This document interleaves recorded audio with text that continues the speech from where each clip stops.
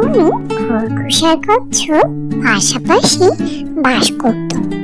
দুজনের মধ্যে বেশ বন্ধুত্ব ছিল, কিন্তু মাঝে মাঝে ঝগড়াঝাটি যে হতো তা নয়। খরগোশ খুব জোরে ছোটে, যেন বাতাসের আগে ছুটে চলে, আর কচ্ছপ সে চলে ধীরে ধীরে হেলে দুলে।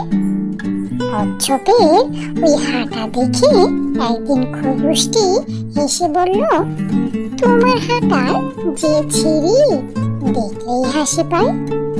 ব্যঙ্গ করতে দেখে কচ্ছপটি গম্ভীর কণ্ঠে বলল, এত হাসার কি আছে, চলো দৌড় প্রতিযোগিতায় নামি, দেখি কে জোরে ছুটতে পারে। প্রতিযোগিতা হো হো হো করে হেসে উঠল খরগোশ, বলল, প্রতিযোগিতা? তা কার সঙ্গে?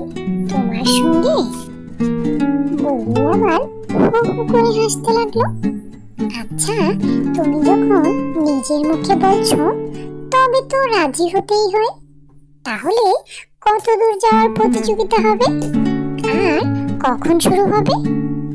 কচ্ছপ বলল, এখনই শুরু হবে। এই অনেক দূরে ওই নদীর ধারে একটা অশ্বত্থ গাছ দেখা যাচ্ছে, দেখি ওইখানে কে আগে পৌঁছাতে পারে। অতএব শুরু হয়ে গেল প্রতিযোগিতা। খরগোশ এক দৌড়ে অনেকখানি এগিয়ে গেল। পিছনে ফিরে তাকিয়ে দেখতে পেল কচ্ছপ বলতে গেলে সেখানেই পড়েই আছে। সেদিন রোদের তেজ ছিল বেশি। পাশেই গাছের নিচে একটু ছায়া দেখে খরগোশ ভাবলো একটু বিশ্রাম নিলে ভালো হয়।